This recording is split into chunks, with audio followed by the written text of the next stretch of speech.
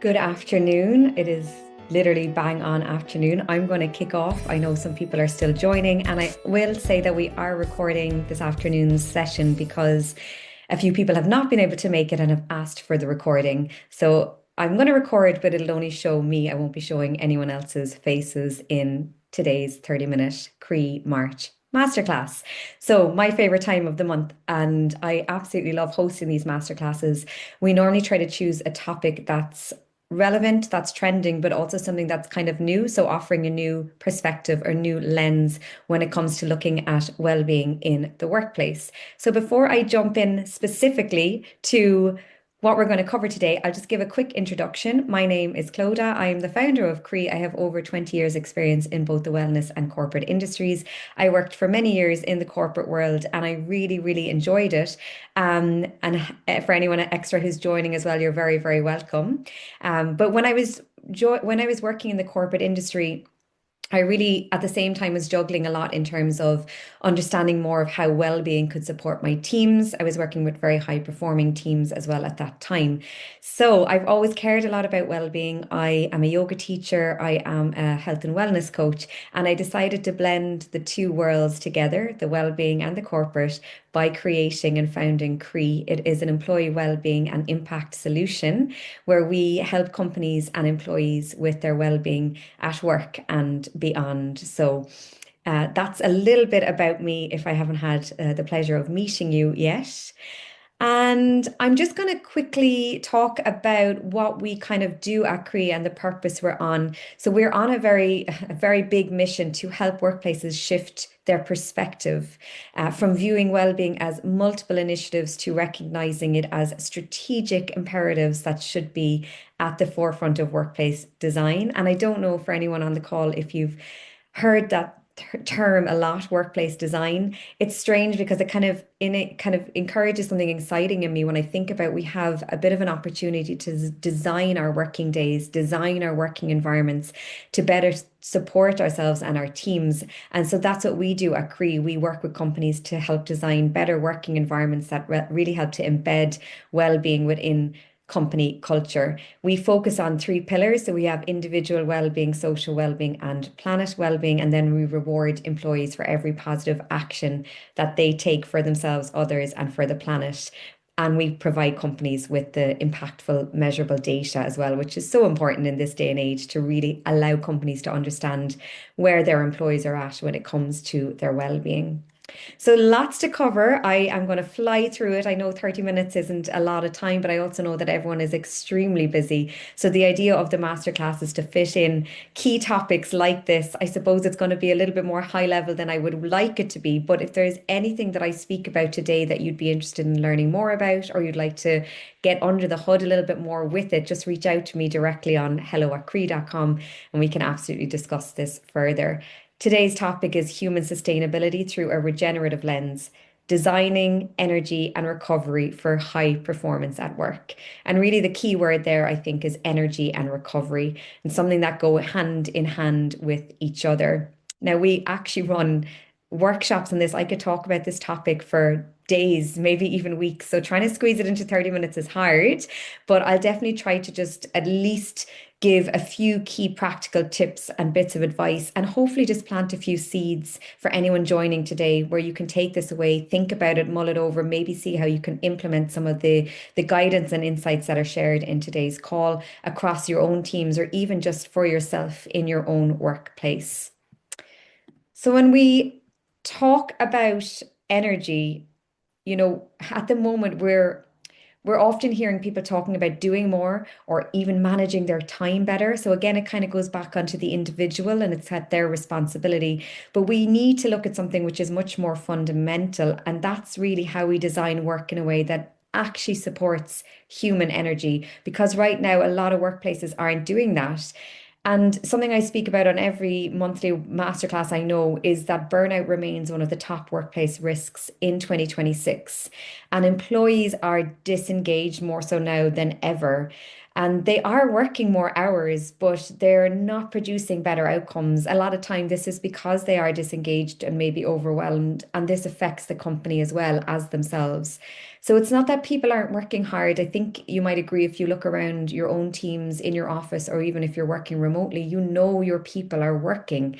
It's really about where their energy is going. And a lot of the times we have created environments where energy is constantly being drained or being leaked rather than being restored. And over time, this can show up then as one of the major causes of burnout.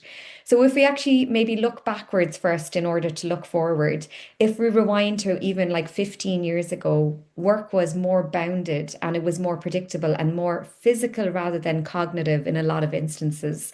So you would leave the office and work would largely stay there.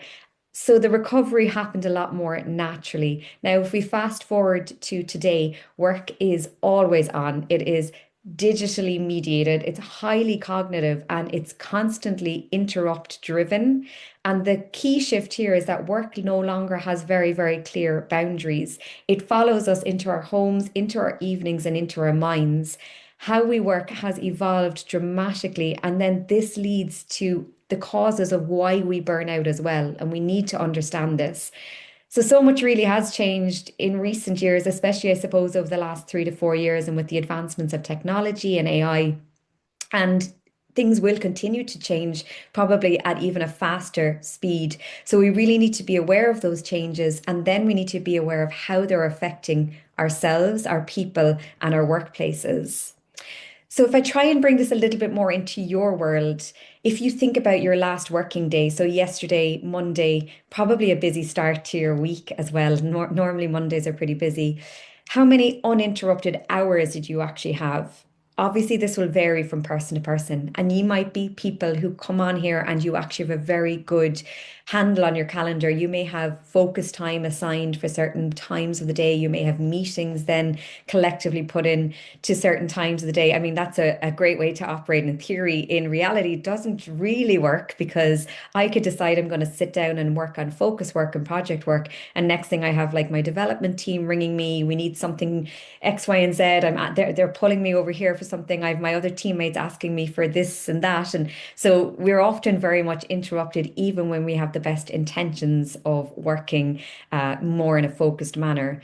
Research from Microsoft actually shows that the average employee is interrupted every 11 minutes at work, and 11 minutes is extremely frequent. And then every time we're interrupted and we switch our attention, so even if it's just a 2 second switch, there is a cost to this cognitively, emotionally, and energetically as well.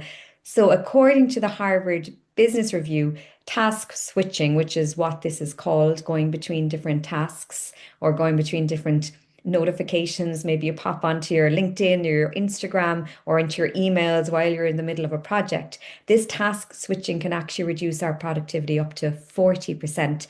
So if we think about it, if we're maybe being interrupted every 11 minutes, and then every time we're interrupted, our productivity can be affected by up to 40%.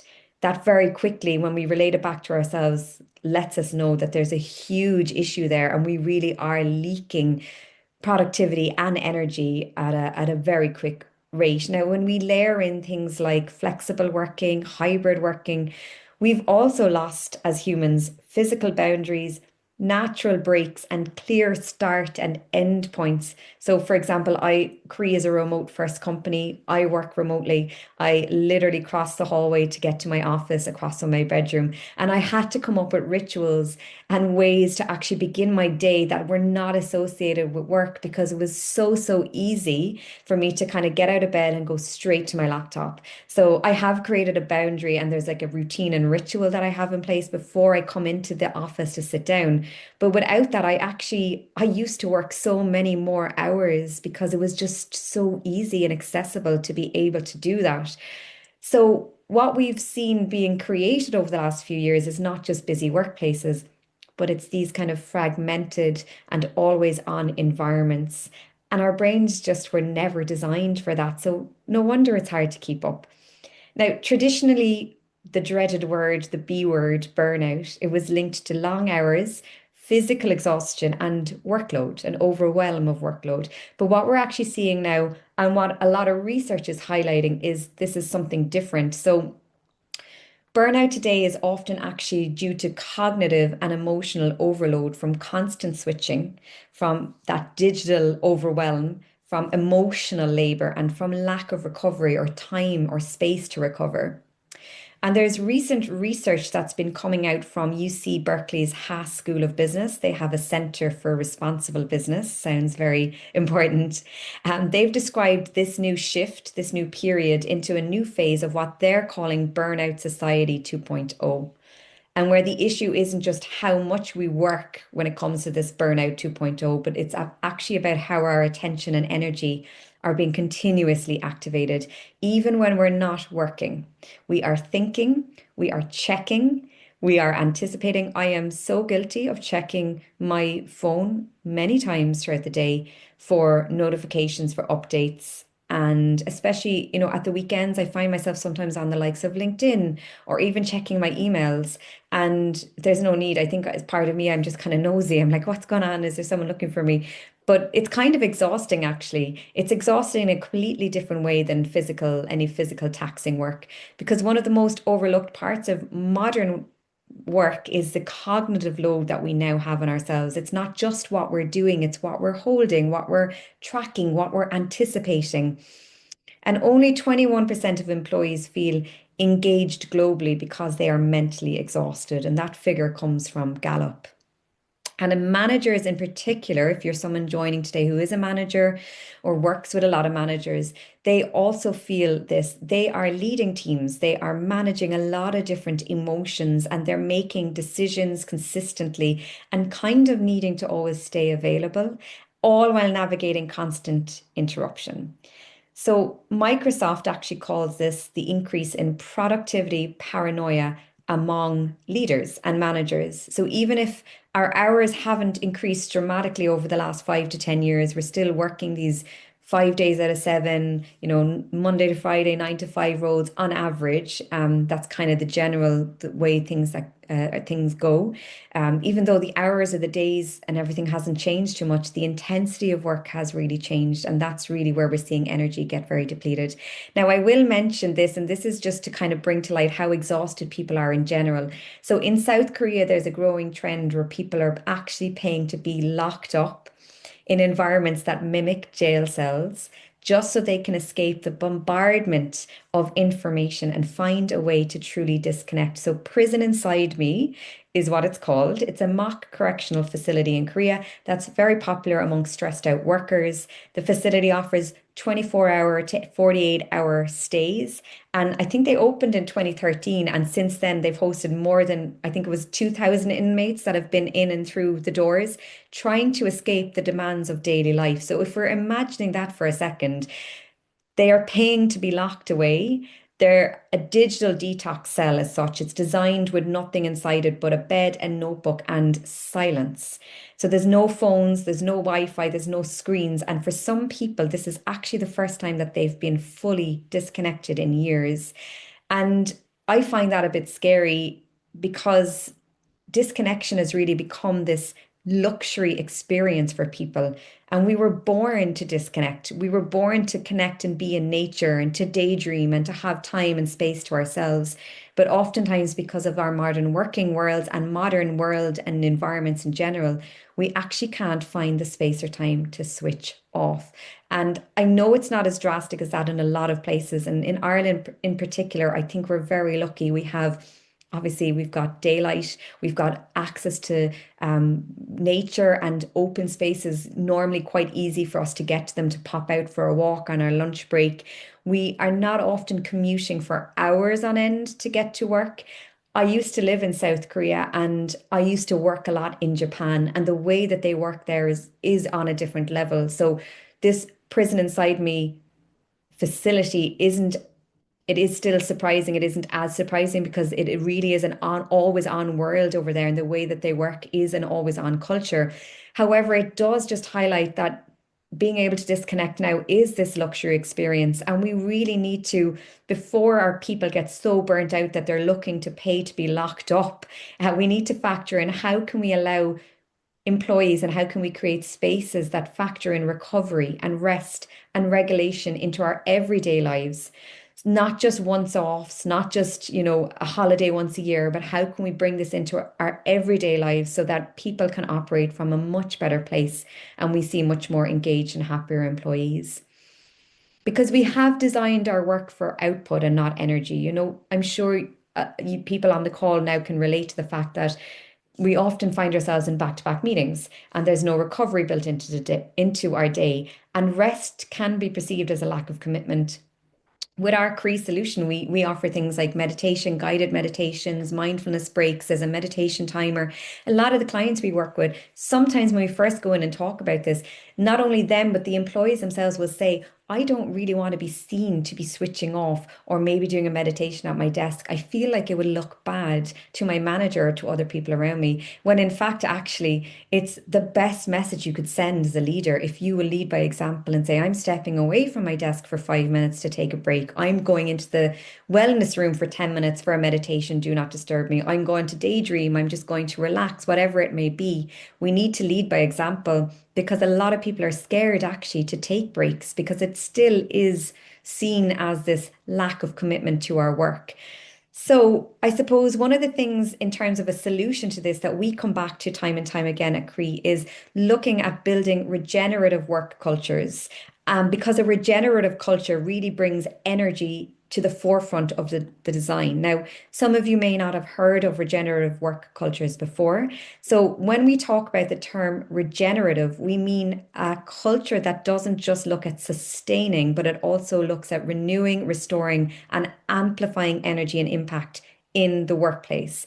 It's about moving from less harm to more good, and from moving away from managing well-being to actually looking at how you can grow well-being and embed it into the company.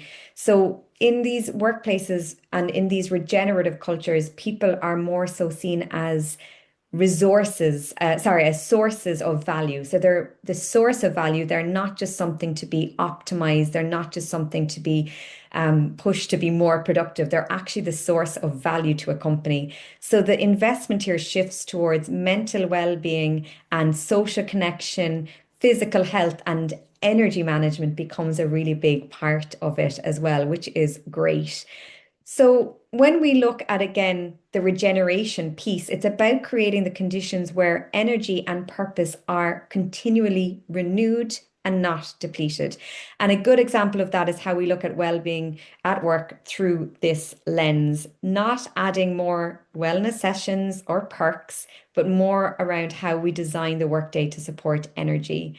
So we can look at things like emotional energy, purposeful work, and physical energy, and all of these need recovery cycles. So if we think of it like a living ecosystem, if you keep extracting energy without regenerating it, the system will collapse. So if we dive into this theory of kind of the science of energy and recovery, if we just take a moment to think about high performance, well, any kind of high performance requires recovery. And our first pillar here is recovery. So performance follows this rhythm. We will reach a point of stress, and stress is not always bad. Sometimes stress is what we need to get up and go. Then we'll have a period of recovery, and then we'll see growth. So this is how muscles grow. This is how learning happens. This is how performance improves. It's stress, then recovery, and then growth. But in the workplace, we have oftentimes removed the recovery part of the cycle. And then what happens is kind of obvious when we say it. We have stress without recovery. This then becomes chronic stress. And then chronic stress is what leads to burnout. So I think we often misunderstand the term recovery too when we're thinking about workplaces. Recovery is not annual leave. And it is not a one-off wellness initiative, wellness day, or wellness week. And it's not something that we need to earn at the end of exhaustion or something that we are dying to do because we've been pushed too far. And so many times I've seen people taking annual leave because they just can't keep going. And then for that whole holiday that they've been looking forward to for so long, they are just in such a state of exhaustion that they can't even really enjoy it. And they think that it's their only time to recover. And this puts pressure on them again. So it just is this vicious cycle. recovery actually needs to be built into the rhythm of work itself. So we don't allow people to get to that point of exhaustion. So it's about being deliberate in creating things like space and boundaries. Moments of disengagement should be factored in, and relief from this constant digital stimulation that we find ourselves always with a laptop, with a phone in front of us, some kind of device, and we need a break from that. Research from Harvard Business Review shows that strategic breaks actually improve focus, creativity, and our capability of making decisions. And then there's also a lot of research around sleep research from the likes of Matthew Walker that shows that even small reductions in recovery can significantly impact our cognitive performance. And of course, that's where people can excel then in the workplace. So the key shift is this: recovery is not the opposite of productivity. Recovery is the prerequisite for productivity. I think that is so, so important. It's not the opposite of it, it's the prerequisite for productivity. And that's what we need to remember in the workplace. Now, the second pillar here is investment. So not all work has the same energy costs. So some work depletes us and some of it actually energizes us. And we probably know this ourselves when we think about it. Repetitive transactional work like admin or low value meetings or constant emails, this tends to drain our energy without creating much value at all. Whereas creative work and complex problem solving, this energizes us, it builds energy. So it's really important that leaders become aware of where, our people's energy is going throughout the day. Because if they're spending their time in low value work and unnecessary meetings or constantly task switching or being pulled from task to task, then the system is naturally shifting toward depletion. But when leaders remove unnecessary work, protect focus time, maybe prioritize meaningful collaboration, then the system shifts toward fulfillment and that sustainable performance piece that we're all looking for. And then the third and final pillar here is renewal. So we need to go one step further here. So recovery restores energy, but renewal builds it. Renewal is the third pillar, the missing layer to this. And it comes from things like purpose, growth, connection, and recognition in the workplace. So it's when people feel like they're part of something bigger, or that they're progressing in their work, or that their work really matters. And in these moments, work doesn't just stop draining energy, it actually starts to generate it. So when we think about performance, it's not about pushing people harder, it's really about trying to design these environments where energy is protected, energy is also restored, and then energy is also renewed. So again, you see Berkeley's Haas School of Business, again, that Center of Responsible Business. They've done a lot of research here around what they call the energy equity framework, and it looks at these three pillars: recovery, investment, and renewal. And it's a really interesting study, and I'll share around the link to it as well in the slides that I'll share after this. But again, on that recovery piece, when we look at recovery and investment overlapping, so the pink and the green circles overlapping, employees can put focus effort into their meaningful tasks without exhaustion. So this is the zone of sustainable productivity, which is great. And then when we also kind of move into investment overlapping with renewal, so the green and the blue circles, this is when employees are not just working hard, but also growing and finding meaning through their work. So it's the zone of engagement. Now, obviously, the sweet spot is all three dynamics in balance. Employees work on meaningful tasks, so that's the investment pillar. And then they have time to rest, so that's the recovery piece. And then they feel renewed through growth and purpose, which is the renewal layer. And this is the zone of energy equity where performance is very, very high and very, very sustainable. So they go into this in a lot more detail in that paper. And again, I will share this because I just thought it was fascinating, but it very much aligns with how we would approach energy and recovery here at CRAOI. And if you want to look at an energy model for yourself or for your teams, this is something you can share. It's first looking at protecting your energy. Can you reduce unnecessary meetings? Can you protect your focus time? Can you limit your context switching or set clear communication norms? And then how can you restore your energy in your workday? You could take this away with you afterwards and look at this and actually map out your calendar to support this? Can you build breaks into your workday? Can you create boundaries around availability? And can you encourage disconnection and model recovery as leaders? We do have to lead by example. And then how can you renew your energy? How can you connect your work to your purpose? How can you look at creating opportunities for growth for yourself and for your team? How can you recognize contribution and call out good work across the company and foster that connection and belonging piece? And if you can bring this and translate this into your working day and even maybe dedicating some time to working on this with your teams, it can be so highly effective. And if you do this, I would love to hear from you as to how you get on and how it works for you, because I've heard such great responses and feedback when we roll this out with clients, with employees. It can make a huge difference in how people not just show up in the workplace, but how they actually perform as well. So, sharing my own personal experience, I love rest and recovery. I used to shy away from it. I used to just think go, go, go, very, very busy all the time. I went to India in November to train as a yin and restorative yoga teacher. It's all about recovery and rest and nervous system regulation. And that's where I learned when we slow up, when we slow down, we can actually speed up.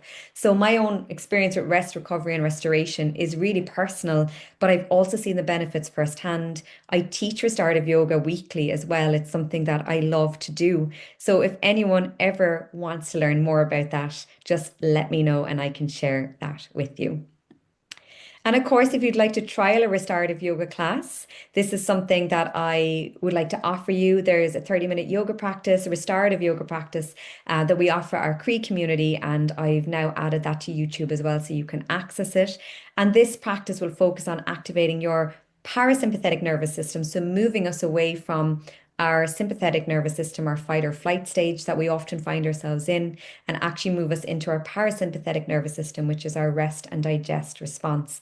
And it's really, really powerful. There's a lot of science coming out now showing the benefits of restorative practices and restorative yoga. So it's actually fantastic for brain health. It really can help with our sleep. It's actually being proven to also support with weight loss, which I think is fascinating. So there's really a lot of benefits and many more benefits that I could go on about here, but really it's about trialing it for yourself. So if you would like to try this 30-minute yoga class, you can do it from the comfort of your own home. And I recommend doing it closer to bedtime and maybe even ensuring you've kind of cleared a quiet space, and you could maybe even pop into bed afterwards because you'll feel really rested once this finishes. So, of course, at CRAOI, we have a huge focus on supporting energy, rest, and recovery. And we do this through a lot of our expert-led content, our live classes, our workshops, the activities that we have, the timers, the challenges that we run. It's really at the forefront of what we do. For example, for March, our theme at CRAOI was focus and recovery. So we obviously are hosting this March Masterclass, but for our employees and clients using our CRAOI solution, we had mindset sessions that were live. We had Q&As with coaches. We had restorative yoga live sessions happening throughout the month. And then we had challenges that supported the recovery piece, as well as a lot of content like meditations, mindfulness, our meditation timer. So all of this is in there, and it's what we recommend employees to focus on for the month. And that's what we were supporting with for March. And then, of course, we do a lot of in-person retreats and offerings too that can support with this. So restorative yoga, we do kind of 4 to 6 week yoga pilots with companies and employees where we do case studies, gathering data before and after. So we'll do restorative yoga classes, for example, on a Friday afternoon with a group of employees for 6 weeks and come up with a case study at the end to show the positive impacts that it's had on them physically, emotionally, and mentally. And then we also do focus on corporate retreats around nervous system regulation as well. And we have lots of events coming up that supports this. So it's not obviously just all digital, because we know that we're all a little bit digitally fatigued, but it's something that we can support with in both ways. And if anything that we've spoken about today here, if you want to learn more, talk about more, in more detail, just let me know. You can contact me directly. I really hope you can take some inspiration from what has been shared with you here today in our session, and maybe start to foster a more restful and regenerative environment where you yourself and your employees can feel more renewed and energized every day.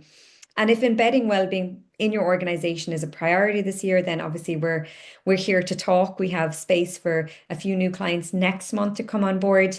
We're launching with 2 new clients on the 1st of April, which is great. So if you're looking for something maybe from May onwards, please do get in touch with me. And as I said, if there's anything that's covered in today's session you'd like to discuss in more detail, or if you feel you'd like to look or explore at offering an energy management workshop, for example, to your employees, or even carving out some energy design and seeing how we can translate that into your overall well-being framework and strategy, just get in touch, because that's what we're here to do, and that's what we do with many other companies and employees as well. I will send a follow-up email, and I'll include a link to book a short free strategy kind of call with me if you'd like to. But other than that, thank you so much for joining. And we're exactly on the 12:30 mark here. So being very conscious of your energy, I'm going to wrap it up there. I will stay on for a few more minutes. If anyone has any questions, I think I saw some come through in the chat. So I'm going to stop recording. If you need to jump, please do. If you'd like to stay on and I'll answer some of those questions right now, that would be great. And I'll hang around for anyone who wants to talk. And thank you so much for joining our CRAOI March Masterclass. Stay tuned for our April one, which will be coming at the end of April too.